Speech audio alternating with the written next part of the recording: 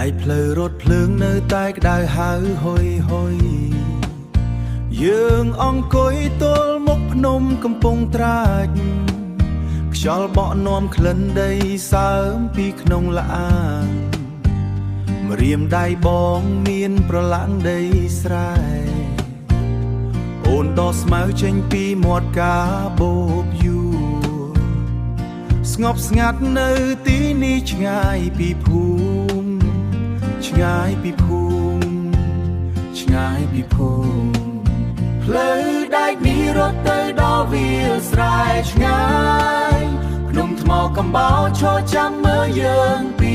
អ្នកមិនបាច់និយាយវៃច្រើនលើពីនេះគ្រាន់តែអង្គុយក្បែរគ្នាឲ្យដឹងចិត្តឲ្យដឹងចិត្តយើងស្បែកជើងបងដាច់កែងបន្តិចហើយអូនដេអើដែររហែកត្រង់ស្មាជីវិតយើងហាក់ដូចជារថភ្លើងចាំងយឺតតែធ្វើដំណើរទៅមុខជានិច្ចថ្ងៃលិចបាត់ពីក្រោយកំពូលភ្នំ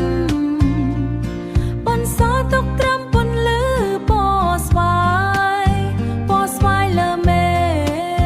ពណ៌ស្វាយលើមេផ្លូវដែកនេះរត់ទៅដល់វាលស្រែឆ្ងាយភ្នំថ្មកំបោរឈរចាំមើលយើងពីអ្នកមិនបាច់និយាយវៃច្រើនលើពីនេះគ្រាន់តែអង្គុយក្បែរគ្នាឲ្យដឹងចិត្តឲ្យដឹងចិត្តយើងថ្ងៃស្អែកត្រូវក្រោកទៅធ្វើការទៀតលីសែងច្របាវនៅឯរោងម៉ាស៊ីនតែល្ងាចនេះគឺជាពេលវេលាបងយើងនៅក្បែរផ្លូវដែកដែលមិនចេះបញ្ចប់ផ្លូវដែកនេះរត់ទៅដល់វាលស្រែឆ្ងា